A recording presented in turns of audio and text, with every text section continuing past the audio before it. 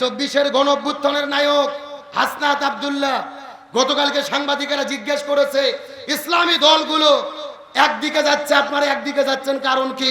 জামাত ইসলাম চরমোনাই হেফাজত।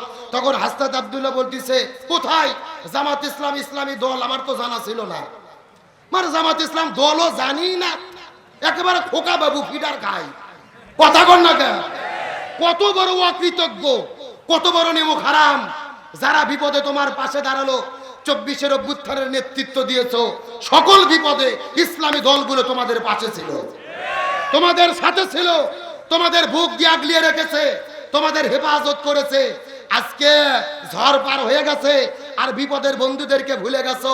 কয়েকটা সিট নিয়ে এমপি হওয়ার ধান্দায়, এগুলো গাদ্দারি মুনাফিকি ছাড়া কিছু নয়। আমরা তো চেয়েছিলাম তোমরা বৃহৎ শক্তি হবে, তোমরা বড় হবে, তোমাদের জন্য আমরা দোয়া করেছিলাম। আজকে একটা দলের আসুলের নিচে গিয়ে কয়েকটা সিটের লোভে বিপদের বন্ধুদেরকে ভুলে যাচ্ছ। মনে রেখো, এই দিনই দিন নয়, আরো দিন আছে। এই দিন নিয়ে যাবে সেই দিনের কাছে, আর এক মাগে কখনো শীত পার হয় না। যা খুশি তাই বলতেছ, বিপদের বন্ধুদেরকে ভুলে যাওয়া, এগুলো অকৃতজ্ঞ নিমুখ হারামদের কাজ। সুতরাং কোনো কাজ হবে না। জেনে রেখো, আলেম ওলামা যদি ঐক্যবদ্ধ হয়, এই বাংলার জমিনে কোরআন বিজয় হবে ইনশাআল্লাহ। একই মঞ্চে বসে গেছেন হেফাজত, খেলাফত, মজলিস, চরমোনাই, জামাত, সব নেতাগুলো এক মঞ্চে বসে গেছেন। কলিজা শীতল হয়ে গেছে। আমাদের মন বলতেছে এটাই হলো আগামীর বাংলাদেশ, এটাই হলো কোরআনের বাংলাদেশ। সুতরাং এই বাংলার জমিনে পূর্ব আকাশে সূর্য উদিত হওয়া যেমন সত্য, এই বাংলার জমিনে আজ হোক কাল হোক কোরআন কায়েম হওয়া তেমন সত্য। আসেন, বলতেছিলাম যে ইসলাম ক্ষমতায় গেলে কারো হাত থাকবে না, এরকম কিছু গল্প শুনতেছেন না? আল্লাহর কোরআন বলেছেন, ওয়াসারিকু ওয়াসারিকাতু ফাকতাউ আইদিয়াহুমা, কেউ যদি চুরি করে, ও ছেলে হোক অথবা মেয়ে হোক, তাদের হাত কাটতে হবে। কার কথা?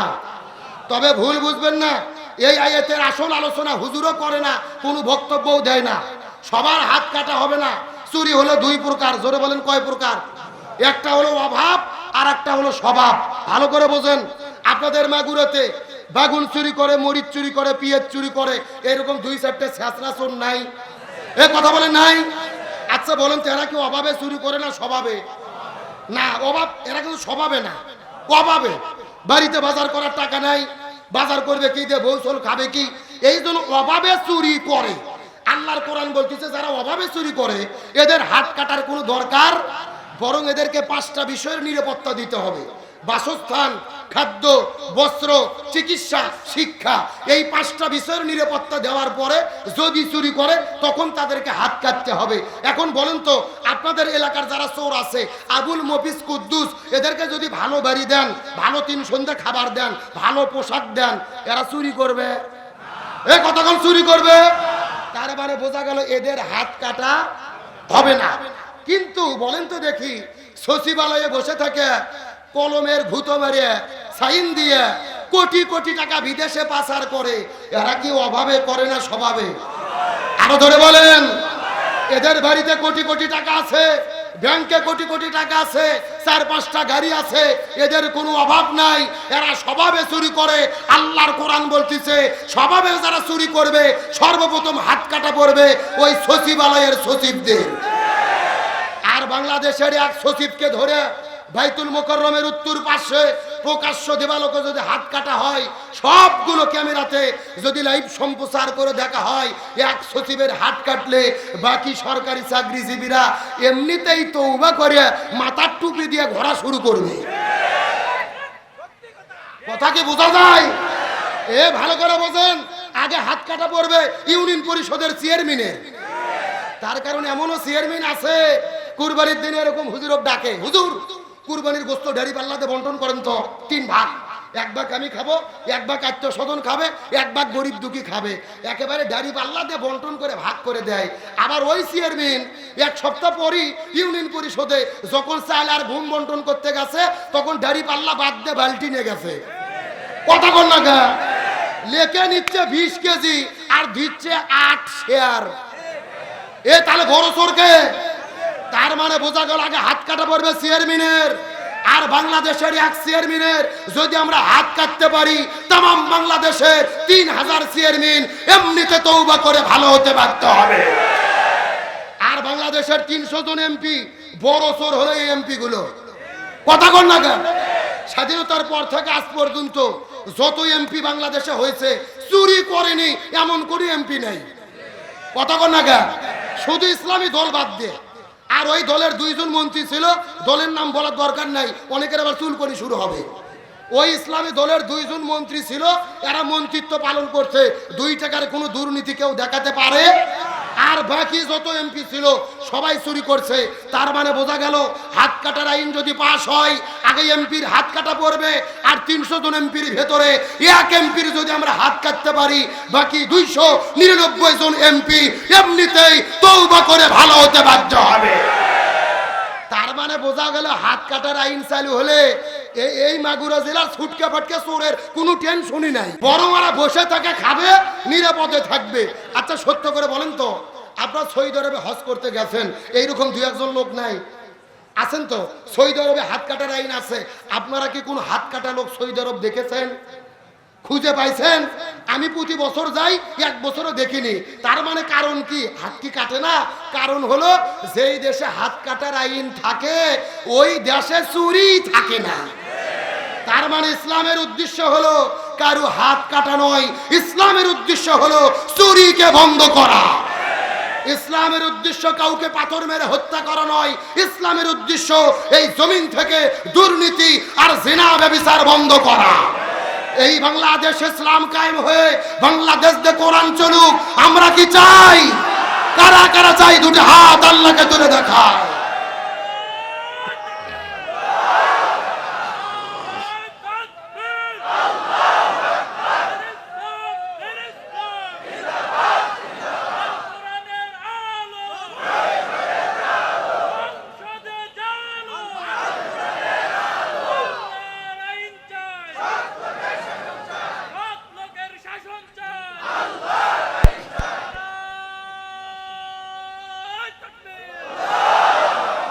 আপনাদের কি কষ্ট হচ্ছে? তাহলে জোরে বলেন, শান্তির জন্য কি লাগবে? আমার বন্ধুগণ, মুসলমান ভাইরা গভীর মনোযোগ লক্ষ্য করুন। নবীর জীবনকে মেনে চলে আল্লাহ ফরজ করে দিলেন। তার পেছনে প্রধানত 3টা কারণ। প্রথম নম্বর কারণ হলো নবীর জীবনের মধ্যে শ্রেষ্ঠ আদর্শ, 2 নম্বর কারণ হলো শ্রেষ্ঠ চরিত্র, আর 3 নম্বর কারণ হলো শ্রেষ্ঠ রহমত। আল্লাহ তাআলা নবীজিকে পৃথিবীতে রহমত স্বরূপ প্রেরণ করলেন। কিন্তু নবীজিকে আমার আল্লাহ তাআলা এই জমিনের মধ্যে যত বড় ইতিম করেছেন, নবীর মতো ইতিমই এই পৃথিবীতে কেউ ছিল। কথাগুলো সুন্দর করে বোঝার চেষ্টা করবেন। নবীর জন্মের আগেই নবীর বাবা বিদায় নিয়ে চলে গেছে। নবীর জন্মের কিছুদিন পরে নবীর মা চলে গেছে। নবী চলে গেলেন তার দাদার কাছে, দাদা জমিন থেকে বিদায় নিয়ে চলে গেল। নবী চলে গেলেন তার চাচা আবু তালিবের কাছে। নবীর মতো এত বড় ইতিম এই দুনিয়ার মধ্যে কেউ ছিল। শিশুকালে মইরা গেছে মা, গর্ভে থাকতে মরছে পিতা, নবী চোখে দেখিলেন না। আমায় কে করিবে লালন পালন, কে দিবে সান্ত্বনা? এই দুনিয়ার বড় ইতিম নবী ছিলেন একজনা। এ মাগুরের মুসলমান, শেষ কথা বোঝার চেষ্টা করেন। আমার নবীজির উপাধি হলেন হাবিবুল্লাহ, আর ইব্রাহিম নবীর উপাধি হলেন খলিলুল্লাহ। খলিলুল্লাহ তাদেরকে বলা হয় যে আল্লাহকে ভালোবাসে, আর হাবিবুল্লাহ তাদেরকে বলা হয় আল্লাহ নিজেই যাকে ভালোবাসে। এখন আমি আপনাদের প্রশ্ন করি, বলেন তো দেখি, আমার নবীকে আল্লাহ যদি এত পরিমাণ ভালোবাসবেন, ওই নবীজিকে এত বড় ইতিম আল্লাহ তাআলা কেন বানাইলো? আল্লাহ নবীজিকে এত বড় ইতিম কেন বানাইলো? এর পেছনে কারণ আছে না নাই? কথাগুলো ভালো করে বোঝার চেষ্টা করবেন। আল্লাহ তাআলা নবী সম্পর্কে বললেন, লাকাদ কানা লাকুম ফি রাসূলিল্লাহি উসওয়াতুন হাসানা। আমি নবীর জীবনের ভেতরে শ্রেষ্ঠ আদর্শ দান করেছি। আপনি যদি পৃথিবীর ভেতরে শ্রেষ্ঠ বাবা হতে চান, নবীর তরিকায় হতে হবে।